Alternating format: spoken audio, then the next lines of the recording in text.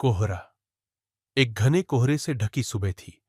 गांव के बाहर की सड़क पर एक अधेड़ उम्र का आदमी चल रहा था। कोहरे की चादर में सब कुछ धुंधला सा दिख रहा था, जैसे कोई भूतिया दुनिया हो।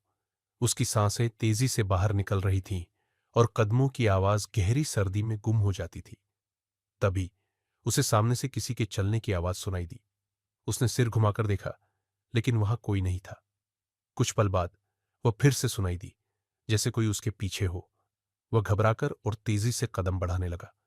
तभी अचानक उसे महसूस हुआ कि उसकी छाया, जो अभी तक उसके साथ चल रही थी, अब बिल्कुल नहीं थी, जैसे वह अकेला हो गया हो। डर से कांपते हुए उसने पीछे मुड़कर देखा और इस बार उसे वहां एक कटा हुआ चेहरा दिखाई दिया। चेहरा जैसे उभर आया हो और वह धीरे धीरे उसकी ओर बढ़ रहा था। वह और तेजी से दौड़ने लगा, लेकिन कोहरा उसे घेरता चला गया।